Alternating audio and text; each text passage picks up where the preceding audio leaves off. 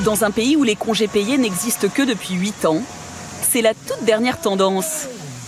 Passer ses vacances dans un club tout inclus. La famille Wu est venue de Shanghai avec son fils de 3 ans. L'ambiance est internationale. La majorité des animateurs étrangers ne parlent pas chinois.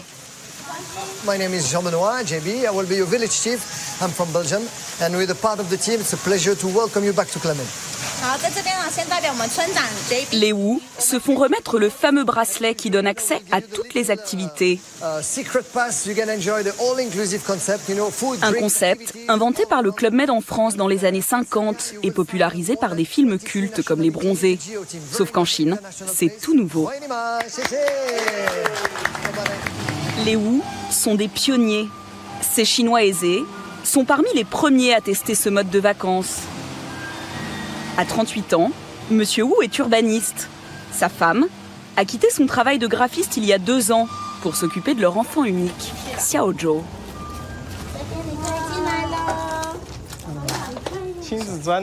Regarde, ils ont mis des t-shirts. Tu veux qu'on les mette? Ils sont beaux ces t-shirts rouges. Pour offrir cette chambre à sa famille, Monsieur Wu a dépensé 1 100 €, soit un tiers de son salaire mensuel. Et là, vous avez un jacuzzi extérieur. Comme la plupart des clients ici, ils ne vont rester que 3 nuits. Les Wu n'ont que 5 jours de vacances par an, alors ils ont bien l'intention d'en profiter. Ici, on prend son temps. C'est pas comme dans les voyages en groupe éclair à la chinoise, où on est comme des moutons, à courir à droite, à gauche. Ici, c'est la vraie détente. Et c'est super pour les enfants. Ce qui est bien, c'est qu'on trouve tout sur place. On n'a pas à sortir ni à réfléchir. Ils vont rester enfermés ici toute la durée de leur séjour.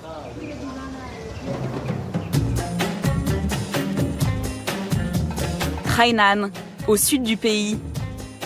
Une île de pêcheurs, surnommée le Hawaï chinois. C'est ici que le groupe hôtelier, racheté d'ailleurs il y a quelques années par un actionnaire chinois, a choisi d'implanter son dernier établissement. C'est le 4e dans le pays. Il peut accueillir 850 clients. Des animations en groupe, une grande piscine et des spectacles tous les soirs. Le concept est le même qu'en Europe. Reste à savoir si dans l'ancien pays de Mao, il va faire recette.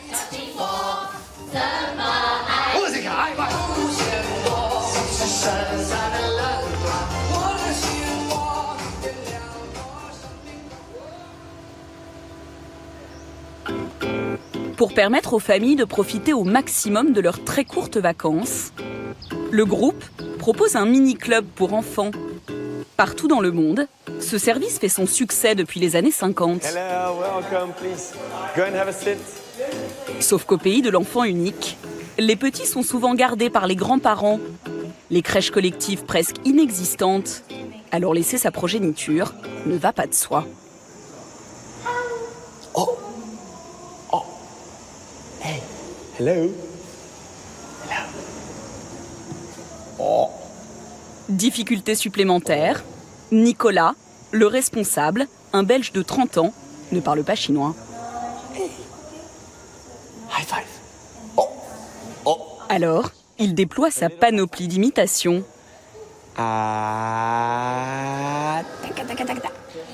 Ah. Oh. Oh. Mais l'enfant reste inflexible et Nicolas n'en est pas à son premier échec. Parfois, les enfants n'ont pas encore vu de style européen. Ils se disent, mais c'est qui lui? Qu'est-ce qui se passe? C'est dans un nouvel environnement. Ils sont arrivés parfois tard la nuit. Et donc, ils sont là, ils sont un peu perdus. Mais après, on essaye, par cette façon-là, sans le langage, de pouvoir communiquer avec eux. Monsieur Wu va essayer de convaincre lui-même son fils de rester. Vas-y, mets les petites billes dedans. Je veux pas! Mais pour ces enfants uniques, le mini-club semble encore un peu prématuré. Les jeux ne sont pas assez amusants pour réussir à le faire rester. Et puis, nos enfants sont très couvés. Ils sont collés à nous en général. Ils sont pas habitués à jouer tout seuls.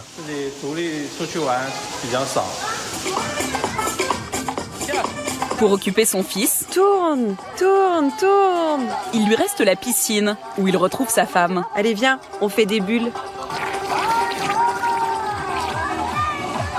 Pour les adultes, l'hôtel prévoit des animations tout au long de la journée. Maintenant que tout le monde vient du côté du bar, on fait les Crazy Signs. Allez! Les Crazy Signs, c'est la chorégraphie du club que les clients partagent plusieurs fois par jour avec les fameux géos, les gentils organisateurs.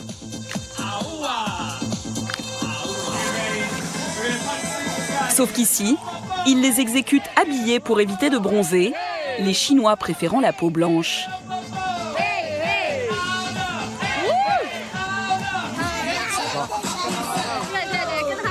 Je ne sais pas trop danser, mais j'adore ça.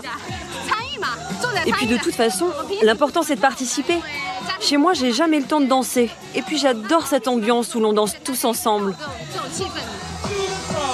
Dans ce pays où le sens de la discipline est valorisé et où l'on n'a pas l'habitude de se lâcher, ces animations sont un vrai bol d'air.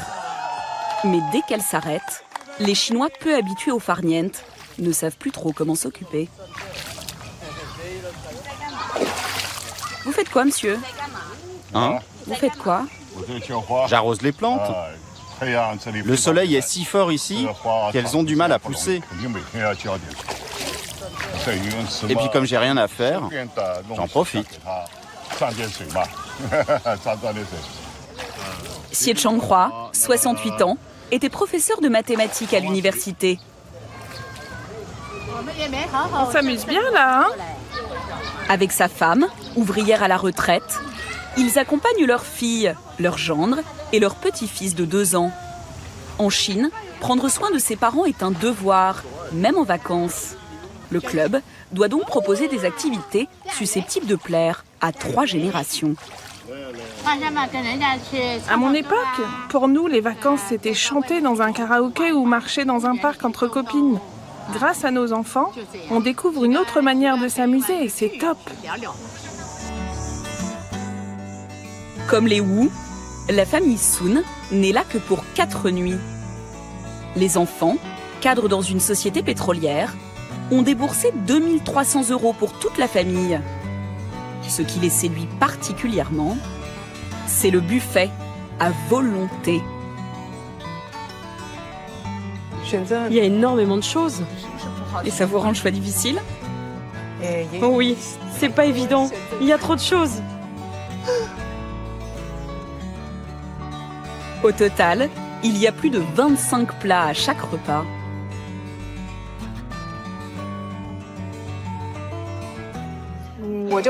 Moi, je suis paresseuse. Alors j'ai pris une 2e assiette. Parce que je ne veux pas me lever pour me resservir. Il y a trop de bonnes choses. Je veux tout goûter.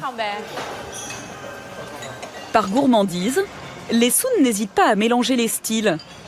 Pain au chocolat, salami et pastèque. Ils se resservent 3 fois chacun, sans supplément à payer. Et ça, en Chine, c'est tout à fait inhabituel.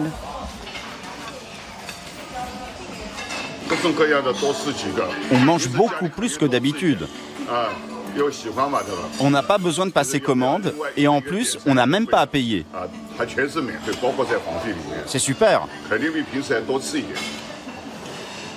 Pour nourrir l'appétit féroce de tous ses clients, Va me chercher les boîtes, s'il te plaît. en coulisses, la logistique est lourde.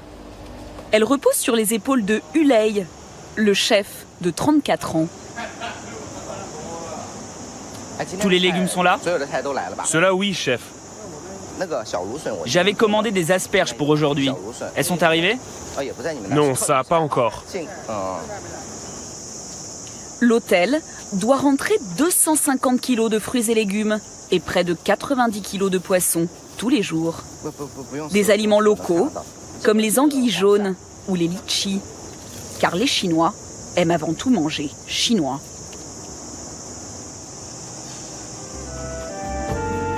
Seule touche d'exotisme, un restaurant français à la carte. Pour la 8, on peut envoyer. C'est pour gérer ce restaurant que Huley a été recruté. Il a fait ses gammes en cuisine européenne dans un établissement français huppé de Shanghai. J'ai appris à cuisiner systématiquement au vin rouge. C'est très bon de laisser la viande infusée dans le vin. Ça inspire toutes mes recettes maintenant. Bœuf mariné, salade de fruits de mer, canard à l'orange. Dans ce pays de gourmets, la cuisine française est une référence prestigieuse. Pour le club, ce restaurant est un outil de conquête. Un Chinois qui est pleinement satisfait à table va dire à ses amis qu'il a adoré l'hôtel, que cet hôtel est parfaitement équipé et va leur recommander chaudement de venir parce qu'il a bien mangé. En Chine, c'est comme ça que ça marche. La formule tout inclus comporte aussi des activités. Le club en propose plus d'une vingtaine, dont certaines typiquement chinoises, comme le tai chi. Mais c'est surtout l'occasion de découvrir des sports nouveaux. En Chine, la façade maritime servait traditionnellement pour le commerce. Très peu de Chinois savent d'ailleurs nager, les activités nautiques n'étant pas rentrées dans les mœurs.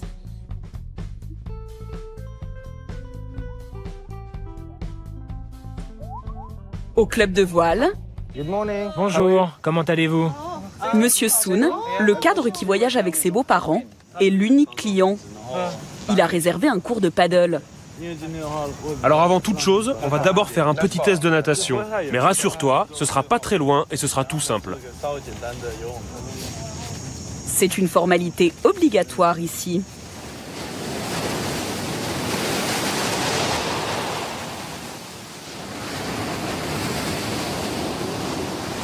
Ok, merci beaucoup. Alors, il se débrouille comment? Ça va. C'est pas très professionnel, mais bon, ça le fera pour l'activité. Monsieur Sun a quelques rudiments de natation appris dans une piscine de Shanghai. Il se jette à l'eau, mais il n'ose pas se mettre debout sur la planche. Pas ici, va plus loin. Il a beau essayer, Va plus loin. sa peur de l'eau reste trop forte et le moniteur perd patience.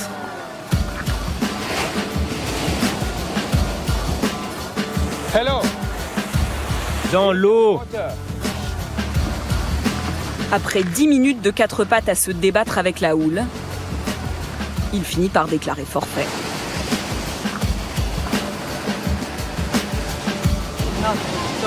Les vagues sont trop hautes.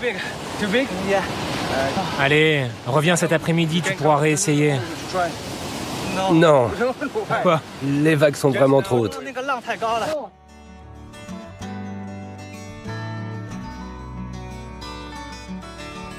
Trop de vagues, pas de clients.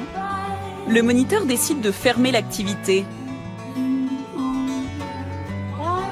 Les vacanciers chinois ont de toute façon déjà déserté la plage en raison des 38 degrés.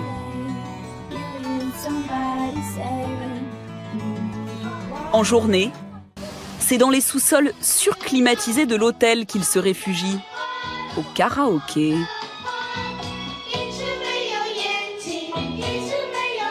Le complexe compte 7 salles. Certains restent en famille. D'autres en profitent pour tenter une approche.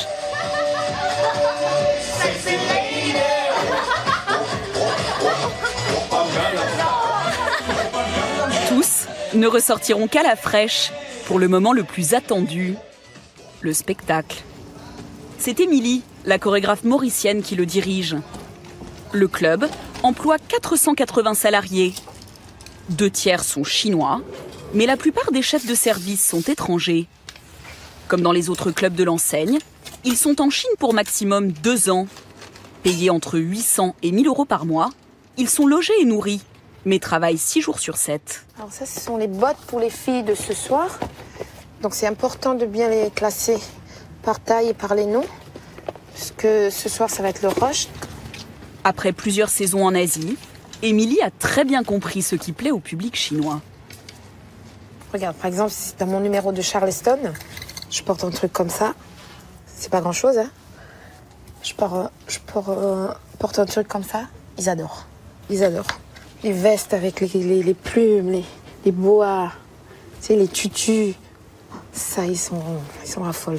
Les bling-bling. Nicolas, le responsable du mini-club, cherche lui des parents volontaires pour monter sur scène avec leur enfant. Et là encore, il a du mal à se faire comprendre. You speak English? No. I need to find somebody. With your girl. With your. Where is she? Daughter. Ma fille. Daughter, yeah, with your daughter. We do the party. Do you want? I'm gonna let you see what it is. C'est pas facile aujourd'hui. Non, vraiment pas.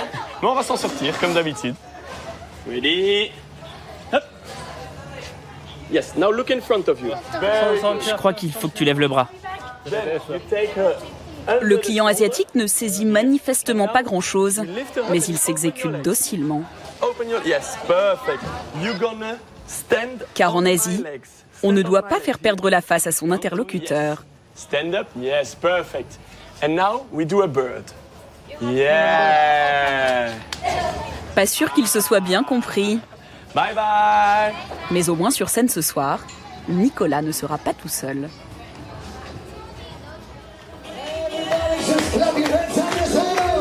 La soirée débute à 20h30, 1 heure plus tôt que dans les autres clubs du monde entier, car les Chinois se couchent tôt. De la cuisinière au maître nageur, tous les employés se transforment en acteurs. Mais après une journée de service, personne n'est très concentré. Mais ma forte poitrine rentre pas là-dedans. Hein. Moi, mon costume, je l'avais mis là. Émilie doit jouer les maîtresses d'école.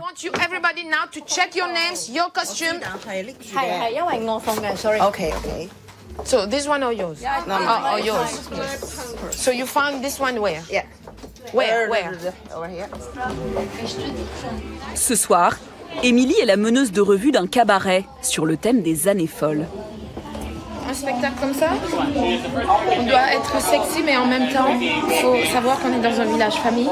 Après, la clientèle asiatique n'est pas trop ouverte comme la clientèle européenne. Donc là, avant j'utilisais les culottes, maintenant j'ai enlevé les culottes, j'ai mis les shorties comme ça. C'est parti pour le premier tableau, le Moulin Rouge.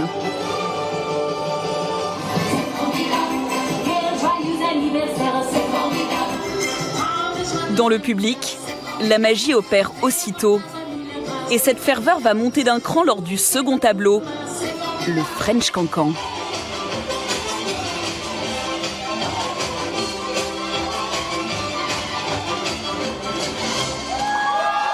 Au total, 6 numéros, ponctués par les fameux portés de Nicolas,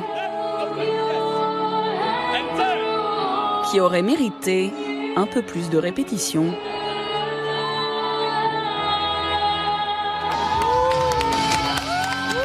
Clou du spectacle, le numéro comique où le public est mis à contribution. Cela tombe sur Monsieur Wu, l'urbaniste de Shanghai, et 2 volontaires. Heureux hasard, c'est sa dernière soirée. Dans les loges, on les déguise en femmes. Mais comment je mets ça? Ça, c'est l'avant, et cette partie-là va derrière.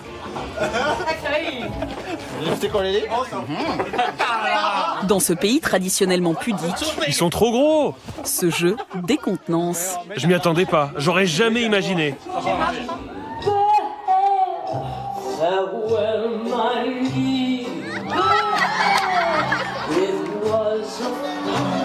Mais la recette prend aussitôt.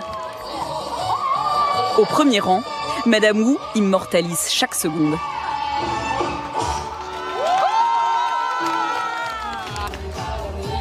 Alors, tu m'as trouvé comment? Oh, j'ai halluciné. Nous les Chinois, on est timides par nature. Donc je pense que ce genre d'expérience peut vraiment nous aider à nous ouvrir davantage.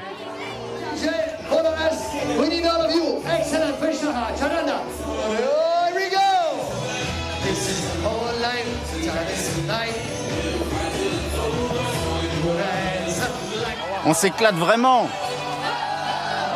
C'est un petit peu comme si le club retrouvait ses premiers clients des années 50.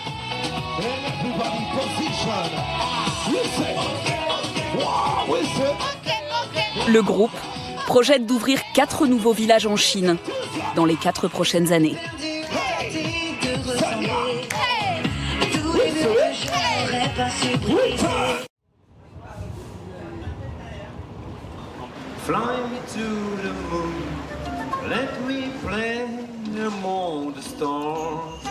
Les reflets azur de la Méditerranée et ce mordoré du champagne. Cocktail de couleurs pour un apéritif de première classe. Un moment suspendu qui se savoure entre amis ou en amoureux, comme Christiane, 69 ans, et Marc, 74, 2 chefs d'entreprise à la retraite qui arrivent de Valenciennes, dans le Nord. La photo à faire, c'est quand le bateau va être pratiquement en dessous du soleil. Alors là, on va la voir. Alors l'instant magique. Et voilà, et ça c'est magnifique, tu vois. Ça c'est le charme du bateau. Christiane et Marc partent en croisière pour la 20e fois, toujours à bord de ce bateau. On redécouvre toujours quelque chose de nouveau. Voilà, c'est comme ça. Et je pense qu'on pourrait peut-être pas le faire sur un autre bateau parce que là, tu descends tellement facilement pour aller visiter, rencontrer des gens. Et ça vaut toutes les fortunes du monde. Mon chéri, à nous. À nous. Ce n'est pas un paquebot, mais une goélette à 5 mâts, l'un des plus grands voiliers du monde. L'hiver, le navire qui appartient au Club Méditerranée sillonne les Caraïbes. L'été, il longe les côtes italiennes ou grecques et fait escale dans des villes dont les noms font rêver. Syracuse en Sicile, Kythira en Grèce, La Valette, la capitale maltaise. Des croisières qui misent sur le charme de la navigation à la voile et prennent le contre-pied du gigantisme. Une odyssée qui se veut glamour et luxueuse et qui se paye cher. Embarquement à Palerme pour les 300 passagers dont Aurore et Julien. Bonsoir, bienvenue. Bonsoir. Bonsoir. Venez par ici. À bord, 10 fois moins de clients que sur un paquebot. Alors l'accueil est personnalisé. Chacun est accompagné jusqu'à sa cabine. Vas-y, je t'en prie. Merci, Zozo. C'est chouette. Une cabine de 18 mètres carrés. Ici, vous avez le minibar. D'accord. Disposition. C'est à volonté? Oui, c'est à volonté. D'accord, ok. C'est remis tous les matins. Si vous avez la salle de bain? 4 mètres carrés de plus que sur la plupart des paquebots. Très bien. Et ici, la carte itinéraire de la croisière. C'est la première fois qu'Aurore navigue sur ce bateau. Julien, lui, était venu il y a 23 ans avec ses parents. C'est un des premiers grands voyages dont je me souviens, j'avais 10 ans à l'époque. Ça a été une bouffée d'émotions sans cesse. On a envie de vivre la même chose. Ça va être très très sympa cette petite semaine. On a vraiment hâte de partir. Pour cette semaine en mer, le couple ne déboursera pas un centime. Merci beaucoup. Un grand merci. À tout à l'heure. Merci beaucoup, à tout à l'heure. Blogueuse spécialisée dans le voyage, Aurore est invitée par le croisiériste. En contrepartie, elle postera chaque jour des photos de ses vacances aux 50 000 personnes qui la suivent sur les réseaux sociaux. Les autres passagers, eux, payent 3 500 € par personne, 3 fois plus que sur un gros paquebot. À bord, pour les occuper, une salle de fitness, des cours de yoga, un spa et de toutes petites piscines. Rien d'équivalent aux villes flottantes dernière génération, où l'on trouve des toboggans géants, des murs d'escalade et même des patinoires. Mais ce voilier a une botte secrète. Au mouillage, sa coque arrière s'abaisse comme un pont-levis et devient une marina, une base nautique depuis laquelle on pratique la planche à voile, le paddle, le kayak ou encore le ski nautique. Regarde là, regarde devant. Bravo Paul, super, très très bien. Ou en tout cas, on essaye.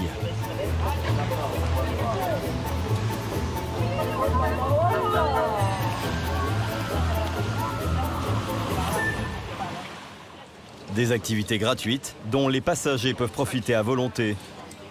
Une planche de salut pour Lucas, jeune bachelier de 18 ans.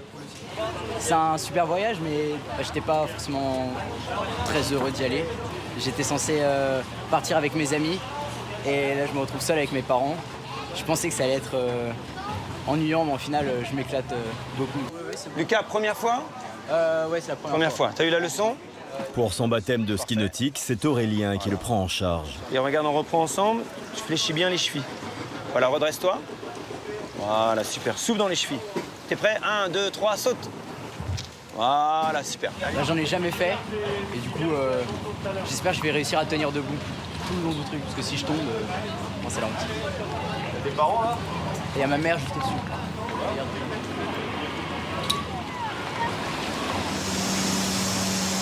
Tends tes bras, tends tes bras. Voilà. Première fois, jamais skié. Comme Lucas, 130 passagers feront un tour de ski nautique ce jour-là. C'est mieux que de réussir le bac. Non. Félicitations, hein. C'est super, bravo. À la tête des 7 moniteurs de la base nautique, Aurélien Turlan, 39 ans. L'hiver, il travaille dans un des clubs au Japon, où il est moniteur de ski, sur neige cette fois. L'été, il vit à bord. Il est logé sur le même pont que les passagers. Sa cabine est juste un peu plus petite. Là, c'est privé, là. 7 mètres carrés qu'il a le privilège d'occuper seul, contrairement à la plupart de ses collègues. C'est un peu exigu, on n'a pas l'habitude, c'est pas la vie conventionnelle. Par rapport aux autres navires de croisière, c'est très grand. C'est une grande cabine. Une trompette comme ce l'effet personnel. Pour ce globe-trotteur célibataire, au club depuis 20 ans. J'ai fait d'autres boulots avant. J'ai travaillé dans des bureaux, j'ai fait de l'immobilier, de la bijouterie. J'ai travaillé au Canada, en Suisse, en Polynésie, j'ai fait plein de choses. Mais là, aujourd'hui, j'ai envie de me lever le matin, mettre un maillot de bain et piloter des bateaux au soleil. Voilà. Comme Aurélien, les animateurs travaillent 7 jours sur 7. Tous passent au maximum 6 mois d'affilée à bord. Regardez, il y a des dauphins, juste là. Ils jouent. Ils jouent avec les vagues du bateau. Un rythme difficilement compatible. Bon appétit. Avec plaisir. Bon appétit. Avec une vie privée. Ça va, Marie-Josée? Cheveux au vent. Pierre-Jean Montagnier, 33 ans, le patron des animateurs, les géos comme on les appelle à bord, et l'un des rares à ne pas être célibataire. Roger? Le patron. Roger. Bon appétit, hein. Ah oui, merci. Sa bien-aimée ne vit pas à terre.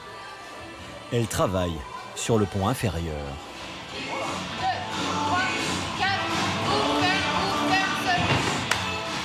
Pauline est la chorégraphe du voilier. Le couple s'est rencontré il y a 3 ans dans un autre club, à la montagne, aux Arcs. Beaucoup d'histoires d'amour comme ça qui naissent ici. On a un métier un peu particulier, donc c'est vrai que c'est plus facile. On comprend ce qu'on vit plus facilement. Donc forcément, il y a beaucoup de rencontres et de mariages qui sont issus du club, ça c'est sûr. Selon nos recoupements, sur les 65 animateurs à bord, 18 seraient en couple. C'est un carnage. Les géos, qui sont nourris et logés, gagneraient en moyenne 1 200 € net par mois. En plus de leur travail pendant la journée, quel que soit leur talent de danseur, ils montent sur scène le soir pour le spectacle. Après, ça reste au niveau amateur. Hein, donc... Vous voudriez un niveau plus élevé? Bah oui. Mais je sais pas ce qu'il faut. Au total, le voilier emploie 215 salariés. Pour la plupart, les petites mains sont de nationalité mauricienne. Kevin, 26 ans, est valet de chambre. Service. Comme le navire est immatriculé à Wallis et Futuna, un territoire d'outre-mer, son contrat de travail n'est pas soumis aux mêmes règles qu'en France métropolitaine. Pour 10 heures de travail quotidien, 7 jours sur 7, Il gagne 900 € net chaque mois. Combien de temps pour faire la suite là? Alors ça dépend des suites, comment l'état ils sont. Mais sinon, maximum, c'est 30 minutes. Kevin, comme la plupart de ses compatriotes, parle couramment anglais et français. Sa spécialité, la sculpture sur serviette. On peut faire aussi un petit chien, un petit éléphant. Et aussi, on fait des crocodiles aussi. Oui. Comment vous avez appris à faire ça? À l'école d'Oteya, les Maurice, on nous apprend aussi à faire ça. Les chambres doivent être parfaites. Et à 3 500 € les 7 jours, dans l'assiette, le client doit en avoir pour son argent. Salut Kael, ça va? Ouais. À la tête de la brigade de 40 personnes, François Roch, 38 ans. Il a été propriétaire d'un restaurant à Mulhouse et a travaillé pour de nombreuses tables étoilées. La prochaine fois, tu mets un peu moins de piment parce que là, les clients vont avoir un peu de mal. Le midi, il y a un buffet. Mais le soir, c'est service à l'assiette. 350 couverts adressés en 2 heures. L'après-midi, François entraîne ses troupes. Visuellement, il n'y a pas assez. Si tu mets une émulsion, déjà, ça va aller mieux. Ok? Le chromeski, c'est parfait. La gambasse, c'est top. Au menu ce soir, gambas flambées et chromeski sur bisque de homard. Voilà, donc ça sera l'assiette telle que je la souhaite ce soir pour le client. Prenez une photo. Oui. De la théorie à la pratique. Au dîner, nourriture et alcool à volonté. Les passagers ont 2 heures pour souper avant le spectacle du soir. Vénèche, lui, a 20 secondes pour dresser chaque assiette. Particularité, à bord, les animateurs partagent le repas avec les clients. C'est l'esprit du club, mais aussi une obligation stipulée dans leur contrat. Pour tout savoir sur les passagers, les serveurs ont un petit secret. Voilà. Les trombinoscopes, alors pour nous, ça facilite de connaître les noms de notre passager. Et en plus, les personnes qui sont allergiques. Et après aussi, dans les trombinoscopes, on a les passagers qui fêtent l'anniversaire pendant leur croisière. On leur fait un gâteau d'anniversaire. Sur le pont supérieur, à l'air libre, les serveurs n'ont pas besoin de photos pour reconnaître Christiane et Marc, les habitués du voilier qui en sont à leur 20e croisière. Ouais, TGO du mois. Ça, c'est grâce à vous. C'est le plus beau sourire du bateau. Regardez. Alors là, on va se régaler. En guise de dessert, un spectacle offert par la nature. Et... Ouais, regarde si c'est beau. C'est magnifique. Non, mais attends. Le commandant a stoppé sa progression au large des îles Éoliennes, devant le Stromboli, volcan constamment en activité. Tu attends 70 ans et puis tu vois ça. C'est pas beau, non? T'as le Stromboli. C'est magnifique. Magnifique.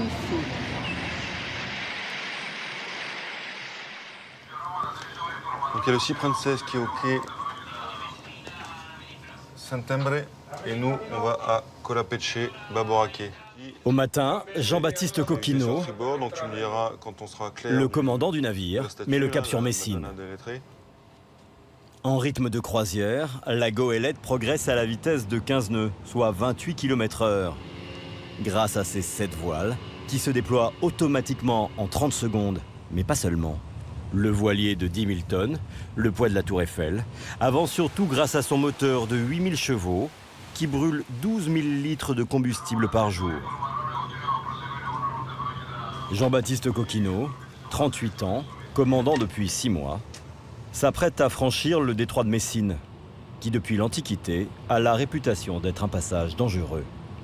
C'est la liaison la plus courte entre la Sicile et l'Italie et il peut y avoir énormément de trafic.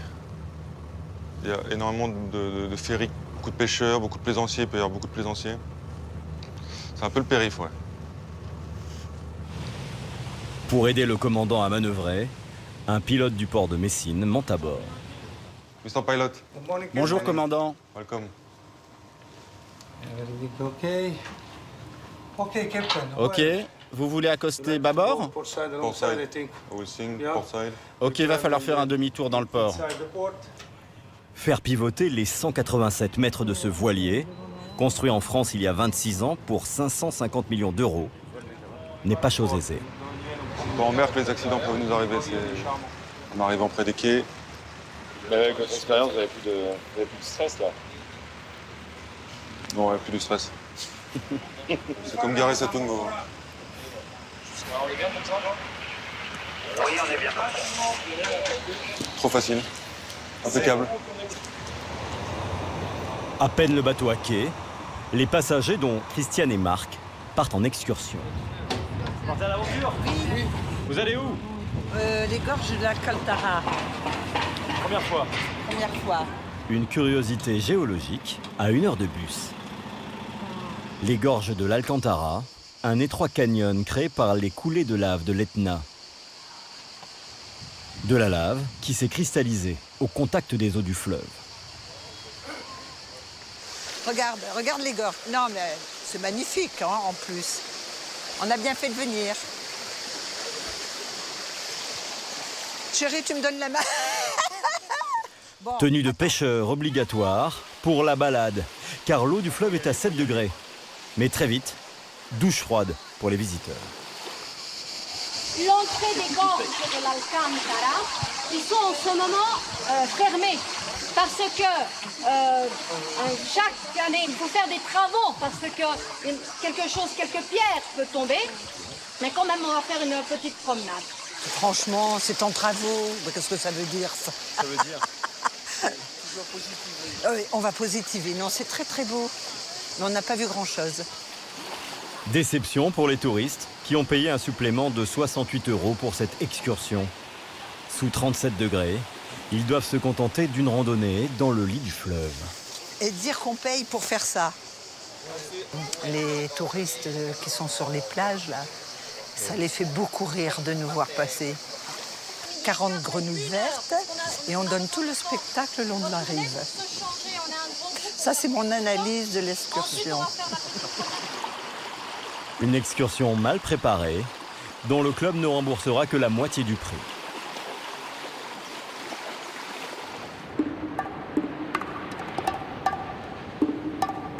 Des escales qui permettent aussi au chef d'assurer le ravitaillement. J'aimerais tant voir Syracuse.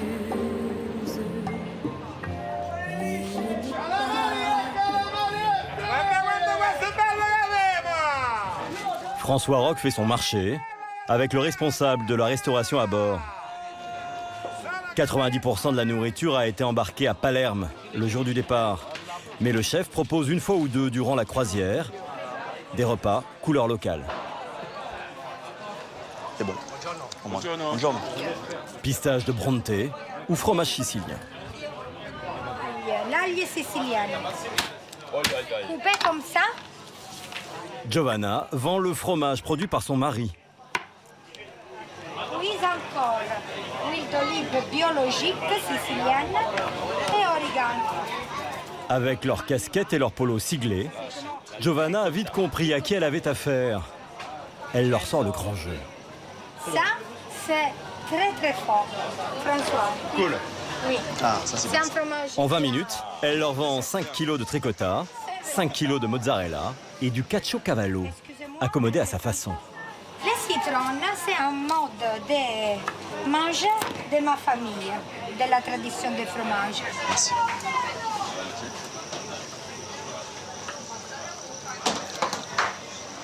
Ça c'est bon. Moi j'aime bien leur technique de citron sur le fromage. Oui, c'est local, c'est cool. Donc ça raconte l'histoire, c'est marrant. Le mari les achève à l'intérieur avec 20 kilos supplémentaires de ce fromage au safran. C'est bon, on peut faire la cuenta. Giovanna a gagné sa journée. L'ardoise se monte à 400 €. François. Salut, à bientôt. Merci À beaucoup. bientôt. Ciao. Cela vaut bien une bise. Merci pour l'achat. Merci. Des spécialités qui seront servies demain sur le bateau lors d'un apéritif sicilien. Le toast de ce soir, c'est pour le commandant. Lors de chaque croisière, une soirée lui est dédiée.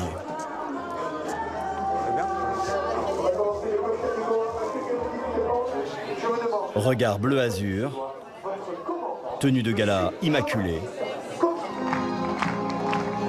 Ces dames sont au bord de l'évanouissement.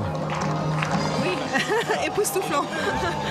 On aime les hommes en uniforme. Voilà, c'est un secret, n'est-ce pas? À toutes et à tous, un excellent cocktail, une très belle croisière à bord du Club 2. Merci. Enchanté. Enchanté. Voilà. Bonsoir, comment allez-vous? Très bien. Et vous? Très bien, très bien, je suis très content. Vous êtes un jeune commandant magnifique. Hein. Avec les yeux comme ça, vous devez plaire à toute la clientèle. Hein. Très bon, c'est gentil, Bon, à la vôtre en tout cas. Le glamour, c'est aussi d'une certaine manière un argument de vente pour le Club Med? Probablement, oui, probablement. Je suis d'accord que la French Touch, ici, c'est assez important. Ouais. Trop serré. C'est pas le même que la semaine dernière. Mais j'ai l'impression, non? Pas d'uniforme en coulisses, mais 300 costumes, tous fabriqués à bord.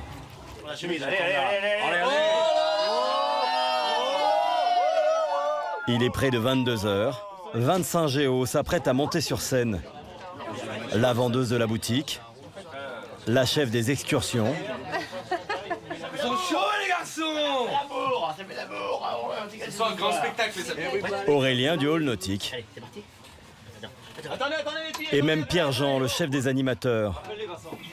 Ils ont tous commencé leur journée de travail il y a plus de 10 heures. Et il leur reste cette dernière épreuve. Écoutez, on avait fait une super première. La deuxième, comme vous le savez, c'est toujours un peu plus compliqué. On pense aux petits détails et surtout... Bon, allez, santé, hein.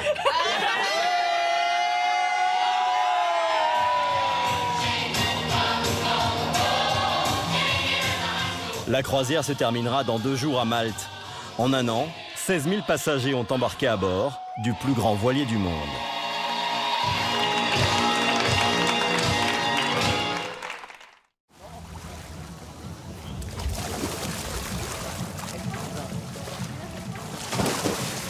Les journées de Jérôme commencent toujours par un bain dans la piscine.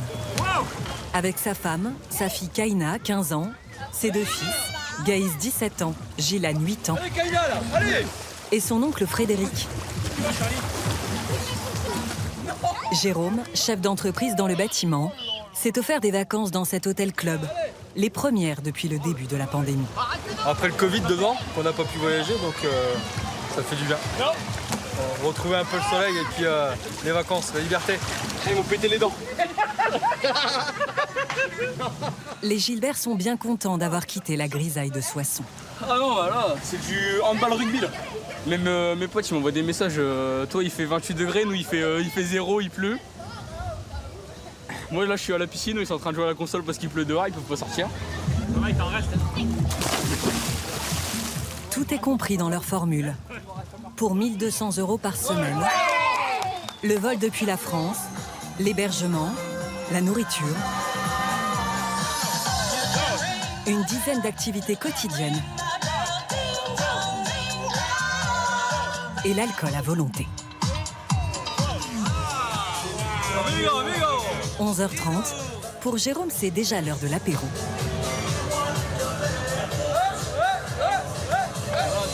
C'est quoi? Le paradis là? Exactement.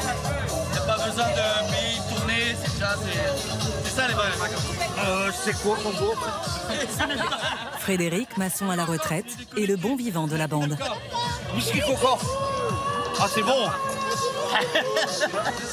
One, two, three. Comme les Gilbert, près de 6 millions de touristes se laissent tenter chaque année par la République dominicaine.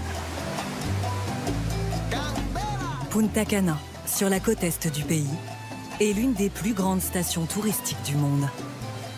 À 9 heures de vol de la France, toute l'année, 30 degrés à l'ombre. C'est ici qu'a vu le jour le premier hôtel all-inclusive, en français formule tout compris. Depuis, sur ces kilomètres de littoral, s'alignent une centaine de resorts qui appartiennent à de grandes chaînes hôtelières internationales. Ils se livrent une guerre des prix pour attirer les vacanciers du monde entier. Mais pour faire tourner cette usine à touristes, les coûts sont tirés vers le bas, notamment les salaires. de la main-d'œuvre locale.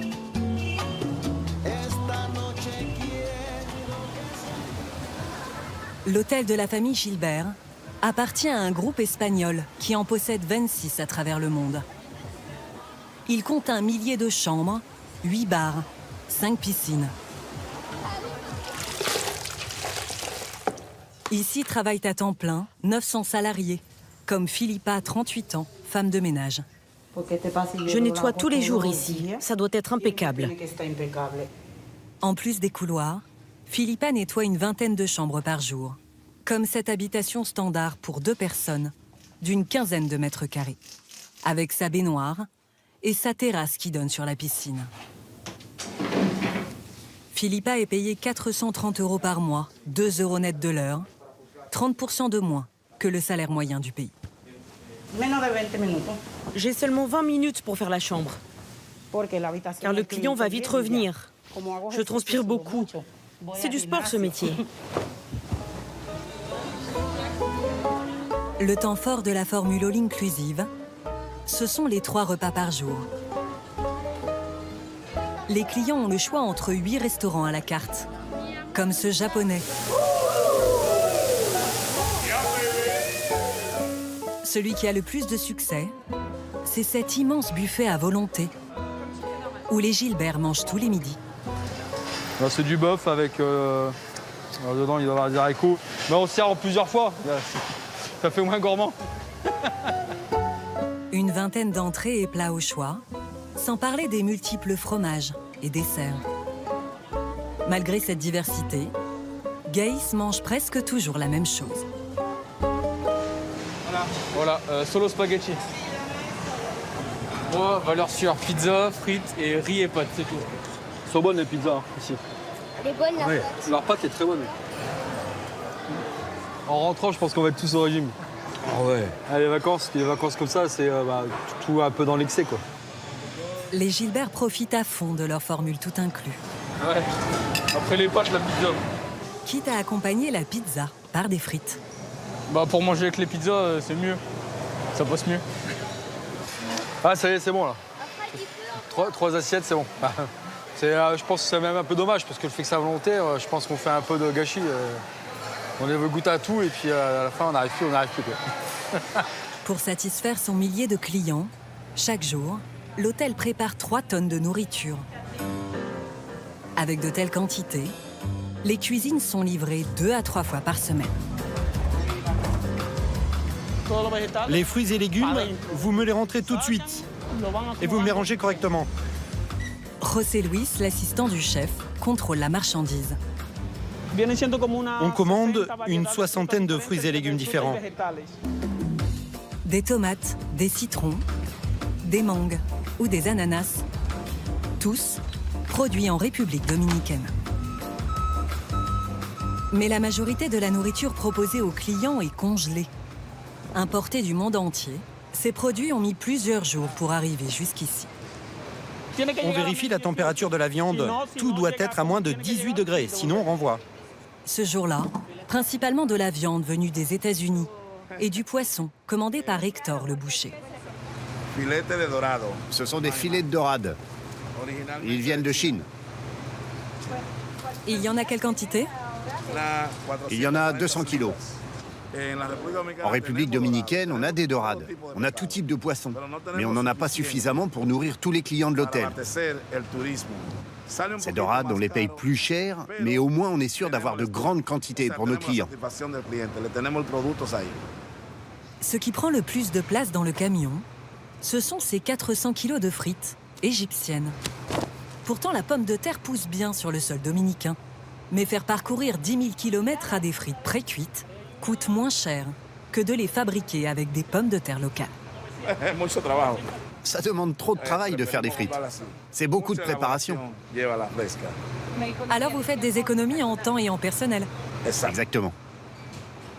En tout, ce matin-là, 6 tonnes de surgelés, d'une valeur de 50 000 €. Le stock d'une vingtaine de jours. Julio, 55 ans, est le chef cuisinier de l'hôtel. Ce Dominicain travaille ici depuis 5 ans. C'est ici qu'on cuisine tout ce qui est chaud. Les soupes, les sauces, les viandes, les poissons. Le chef est à la tête d'une brigade de 130 personnes. Ici, vous avez les aubergines à la plancha. Et là, un bœuf à l'étouffée. Environ 80 plats sont fabriqués au quotidien. Et le menu change tous les jours. Alors, comme dans une usine, chaque employé a une tâche bien définie. Rosaura passe sa journée à découper des légumes. Là, je prépare les entrées pour ce midi. Elles doivent être prêtes à 10 h, puis j'enchaîne sur les entrées pour ce soir. Je prépare une paella. Je mets une grande quantité d'huile d'olive.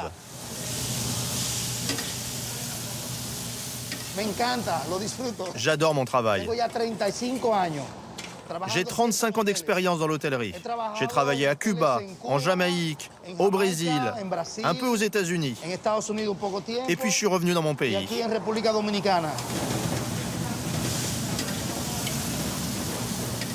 Julio doit satisfaire les papilles des touristes venus du monde entier. Mais la variété coûte cher. J'ai besoin que tu regardes de près toutes les commandes pour être sûr qu'on ne dépasse pas le budget. On a combien de clients demain? Environ 950. Alexandra, responsable des achats, contrôle chaque dépense à l'euro près.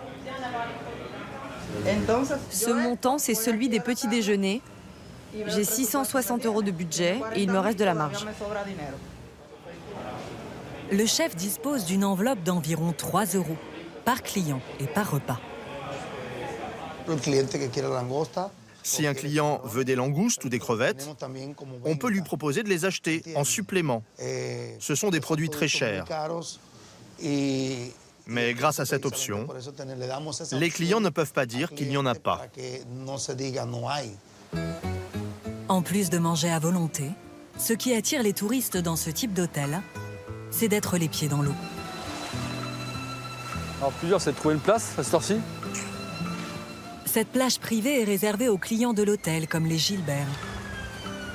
Elle se jette dans une eau à 27 degrés, la mer des Caraïbes. Ce cadre idyllique, les voyagistes du monde entier se l'arrachent.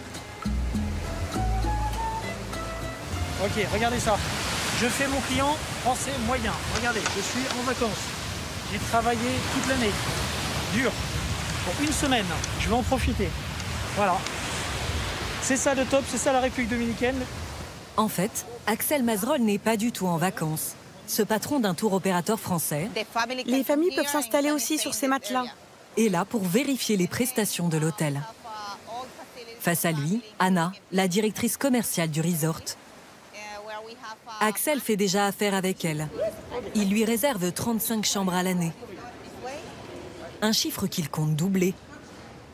Et il va tout faire pour obtenir une ristourne. Regardez ce que l'on propose ici. Là, c'est le petit déjeuner dominicain et là, l'américain. Let's try. Santé. Axel joue le rôle d'un touriste français, très exigeant. Do you have some croissants? You know the French like the croissants? Les croissants? Can I have one? Oui, allez-y. Merci. C'est comment? It's good. Aussi bon qu'en France? It's not like in France. But it's good, it's good. Le français, il est à part.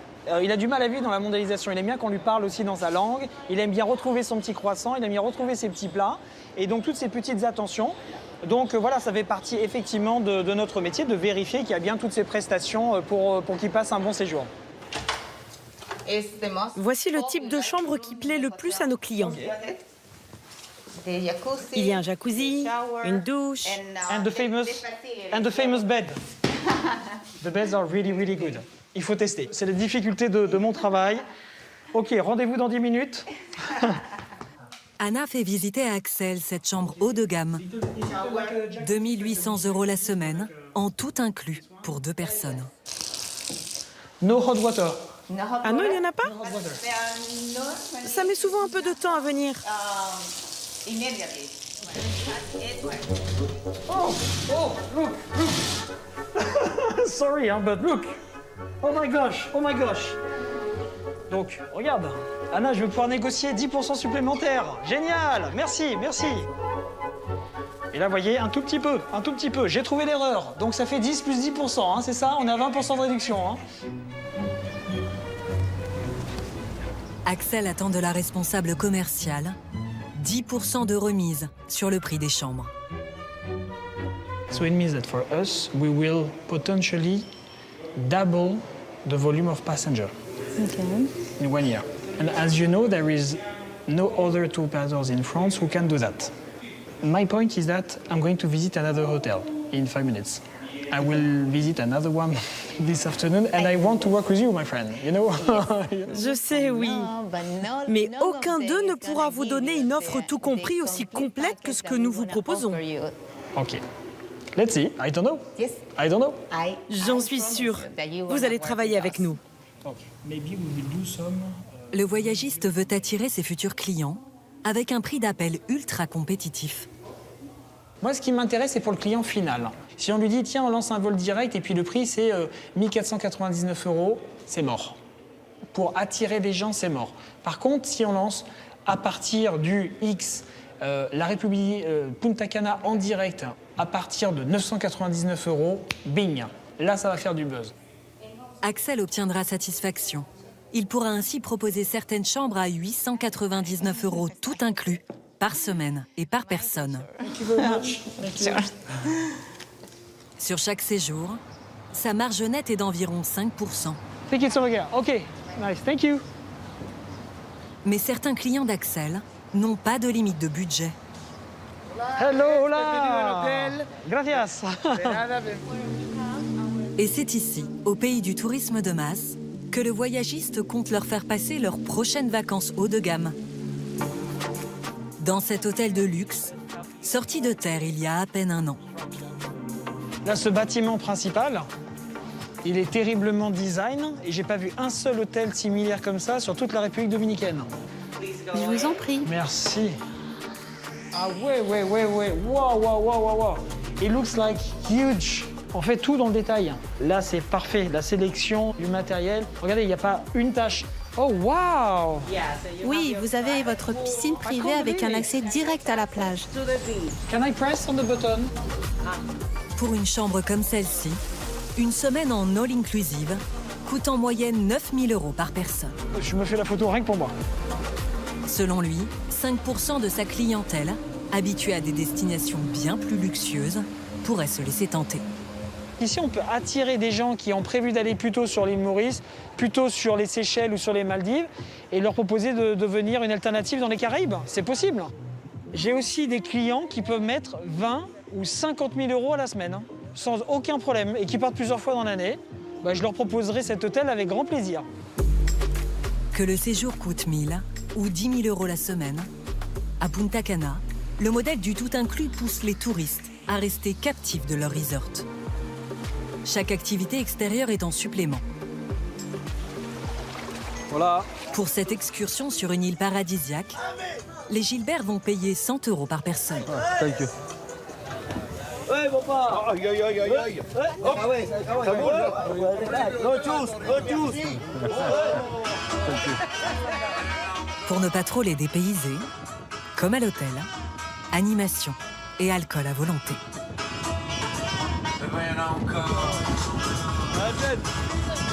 Ah, c'est super ambiance de folie là. Ah, j'en perds les mots. Ah, top. Ah, c'est juste du coca. On perd pas les habitudes.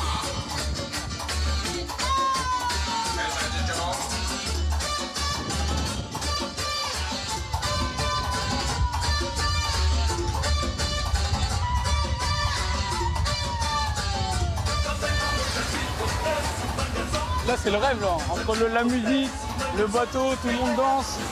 C'est un moment que même les enfants n'oublieront pas, quoi. Après 1 heure de traversée, l'île de Saona se révèle. Petit bout de terre, réputé pour ses plages désertes, bordées de cocotiers et ses récifs coralliens. Voilà, ça y est, on est arrivé sur le paradis sur Terre, là. Ouais, c'est magnifique. Incroyable. Il n'y a plus qu'à profiter. Les Gilbert s'empressent de piquer une tête. Dans ces eaux turquoises, la famille fait la rencontre de cette raie pastenague, puis d'une étoile de mer. Normalement, ça bouge un peu. Si, ça bouge, ouais. J'ai essayé d'en manger un bout, mais...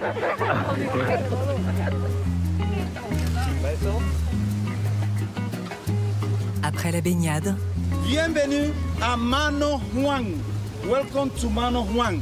Passage obligé par les boutiques de souvenirs. Le prix? Chez Margarita. Lequel tu préfères? 10 $ le chapelet. Oh, c'est bien. À 73 ans, elle a toujours le sens des affaires. C'est Dieu le Père. Ici, on vit du tourisme et de la pêche. La pêche n'est pas bonne en ce moment et les touristes achètent rarement. Mais s'il n'y avait pas le tourisme, ça ferait déjà longtemps que je serais morte. Le tourisme est vital pour les Dominicains. Il a rapporté 7 milliards de $ au pays en 2019. Merci, mon ami. Et revenez vite. Il permet à plusieurs milliers de personnes qui gravitent autour des resorts de survivre. Bonjour. Une coiffure, mademoiselle? Sylvania fait des tresses pour une quinzaine d'euros. Depuis 12 ans, cette mère de 7 enfants sillonne la plage. Depuis que mon mari est mort, je dois m'occuper seule de mes enfants. Je ne veux pas qu'ils soient livrés à eux-mêmes, qu'ils fument de la drogue et qu'ils traînent dans la rue.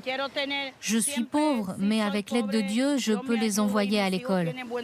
Je travaille pour eux tous les jours pour qu'ils puissent manger à leur faim.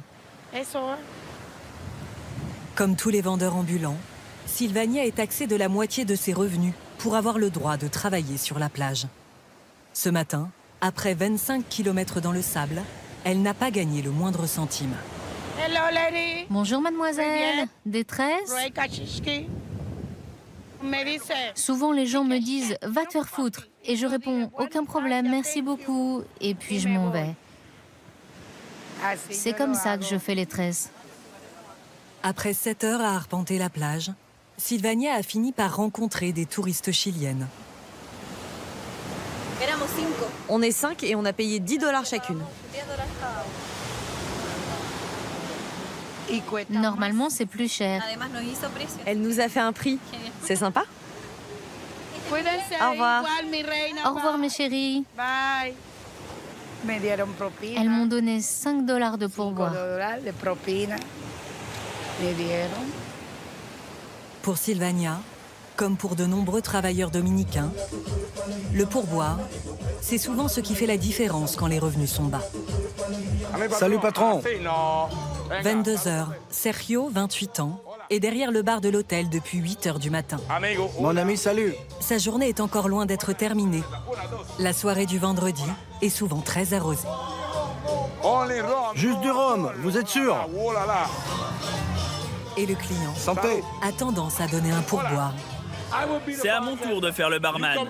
Viens boire un verre de whisky. Vraiment? Ok. En haut, en bas, au centre. Ah, tu l'aimes ce mouvement. Sergio fait tout pour être agréable aux touristes. Santé. Avec 70 heures de travail par semaine en moyenne, Plus d'alcool. le barman gagne 270 € par mois. Merci, c'est super. Grâce au pourboire, il peut presque doubler son salaire. 5, 10, 11, 14 $. On est bien. Mais il y a des fois où je passe 7 heures derrière le bar pour seulement 2 $. Donc aujourd'hui, c'est bien. Sergio termine son service à 2 h du matin. Sa femme et ses enfants vivent à une centaine de kilomètres de Punta Cana. Demain, on commence à quelle heure? 7 heures du matin. Aïe. 20 jours par mois, il loge dans ce bâtiment, mis à disposition gratuitement pour les salariés de l'hôtel. Là, il y a 2 personnes qui dorment. Avant, on était 8 dans cette chambre. Mais quand plusieurs lits se sont cassés, au final, on n'est plus que 5 ici. C'est petit, pas confortable et aussi pas pratique. Celui qui dort dans ce lit est sous la douche et l'autre qui dort ici vient d'être appelé en urgence pour partir travailler. Il va revenir dans quelques heures. Et en ouvrant la porte, il va me réveiller. Et ça va être dur de me rendormir. Ses colocataires sont barman ou serveurs, comme Orlando, qui vient juste d'être embauché. On a beaucoup moins de confort ici qu'à la maison. Et notre famille nous manque beaucoup. Travailler ici, c'est un sacrifice pour avoir une vie meilleure. Originaire des 4 coins de la République dominicaine, près de la moitié des salariés de cet hôtel dort sur place. Dans le pays, 1 personne sur 10 travaille dans le tourisme. À cause de ces conditions de travail épuisantes, la main-d'œuvre des hôtels doit être renouvelée en permanence. Restez là, restez là. Andrés, chef de rang, organise des formations pour apprendre le b.a.-ba du service. Surtout pas de stress, c'est juste un entraînement. Ces nouvelles recrues n'ont aucune expérience dans l'hôtellerie. C'est du vin sec ou demi-sec? Du vin sec. Et quel type de cépage? C'est du raisin rouge espagnol, fait en Espagne. À cause de la pandémie, beaucoup d'employés ont quitté l'hôtellerie. Quand les premiers hôtels ont rouvert, les salariés les plus expérimentés sont allés travailler chez eux. Du coup, nous qui avons besoin de recruter aujourd'hui, nous nous retrouvons avec des débutants. C'est pas comme ça, Juan, qu'il faut servir le vin. Voilà, c'est comme cela qu'il faut amener les bouteilles à table. Tu y arrives? Oh mon Dieu, j'ai honte. Bonjour, bienvenue. Une fois le service commencé, le manager ne quitte pas ses équipes des yeux. Luz, va à la table 24, maître découvert. Tu n'as pas pris la commande des boissons de la table du fond, vas-y. Et particulièrement les petits nouveaux. Écoute, à chaque fois que tu sers une boisson à table, garde bien ton plateau éloigné du client. Car s'il venait à se renverser, ça nous causerait un gros problème. L'hôtel sait qu'un client mécontent risque de lui faire une mauvaise publicité. Un petit pot de l'eau? Oui. Parfait. Pour l'éviter à tout prix, le resort compte sur Nicolas, le manager de la réception. Bonjour. Comment ça va? Ça va bien. On m'a dit que le vol, ça a été très bien, n'est-ce pas? Oui. OK. Avec quel nom que vous avez de la réservation? À l'origine, il a été embauché pour gérer la centaine d'arrivées quotidiennes. Mais après 10 ans passés derrière ce comptoir, Nicolas est devenu très diplomate. Car ici, se cristallisent tous les mécontentements des clients. Es uno por uno. Porque yo estoy... Discúlpame. Je sais bien, oui, mais j'attends depuis midi. También el señor también. Vous faites le check-in à tout à l'heure, non? Oui. Mais vous déjà rentré dans la chambre? Non. Pas encore? Non, il nous a dit, viens dans une demi-heure, on va la changer, on va en trouver une avec un leaking. Ça fait 2 heures qu'on attend. Laisse-moi voir, laisse-moi voir. Nicolas se doit de satisfaire les vacanciers par tous les moyens. Señor Fabio, ¿tiene algo en la habitación? Non. Anterior, non. À peine rentré dans sa chambre, ce client en est tout de suite ressorti. J'ai réservé chez vous parce que je pensais que vous étiez le meilleur hôtel. Et la chambre que vous m'avez donnée n'a rien de luxueux. Te voy a resolver entre tú y yo, pero para que usted sepa, no es la que usted pagó. Porque usted pagó la habitación más bajita del hotel. La agencia pagó por usted. ¿Me entiende? C'est quoi le risque de ne pas faire cet effort? Mais si vous faites cet effort, c'est-à-dire après vous pouvez avoir une réclamation à l'hôtel ou du moins des plaintes, tout ça, il faut que vous résolviez ce problème-là. Le réceptionniste habite à plus d'1 heure de l'hôtel, à Higüey, dans la banlieue de Punta Cana. Nicolas vient d'Haïti, le pays le plus pauvre du monde. Frontalier, avec la République dominicaine. Hola, man. Comment t'as bien? Bien. Il vit avec sa femme, Esmana, et ses 3 enfants, dans ce 2 pièces de 40 mètres carrés. Ici, c'est la salle de bain. Ici, c'est la chambre des enfants. C'est petit.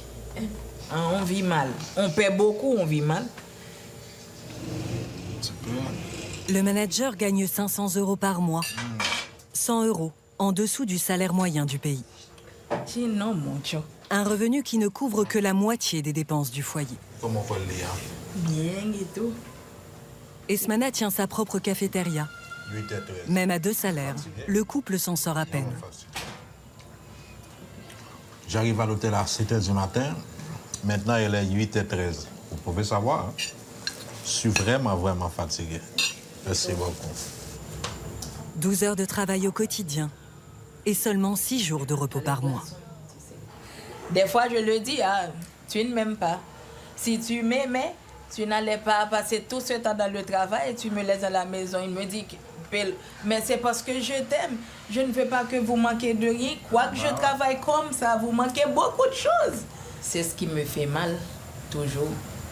Parce que le travail qu'il fait ne correspond pas à son salaire. Même si sa rémunération n'est pas à la hauteur de son dévouement, c'est la fille chérie de papa. Nicolas s'estime chanceux d'avoir le droit de travailler légalement dans le pays.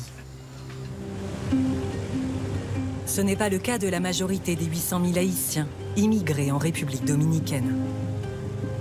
Certains essaient de s'en sortir en faisant les poubelles des hôtels. Presque l'intégralité de ces ordures provient des resorts de Punta Cana, situés à seulement 3 km de là. 600 tonnes de déchets sont déversées ici au quotidien. En moyenne, 6 kilos par touriste et par jour. Une centaine d'Haïtiens en situation irrégulière trient cette montagne de détritus, le plus souvent à main nue, au milieu des cadavres de vaches et des asticots.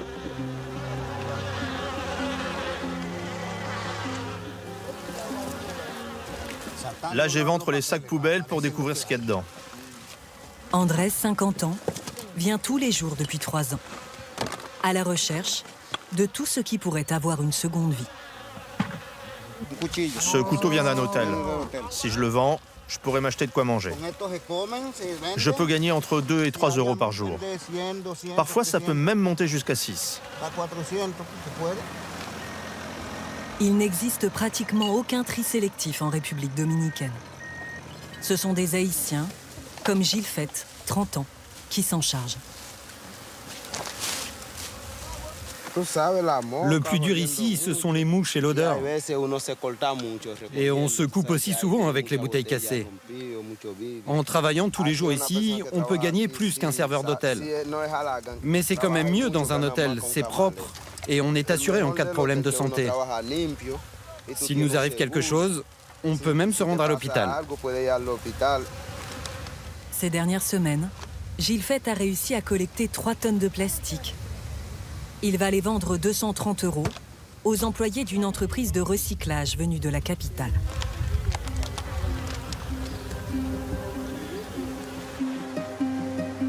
Les travailleurs précaires haïtiens, la famille Gilbert ne les croisera qu'à un seul endroit durant son séjour. Sur la plage. J'aime bien les caresses. C'est une drôle de peau. Ils parviennent à gagner quelques euros pour une photo avec un iguane ou en vendant des souvenirs. Ils ont tous besoin de sous. Faut pas acheter à tout le monde. Entre les vendeurs ambulants et les salariés de l'hôtel, durant son séjour, la famille Gilbert aura donné 130 € de pourboire.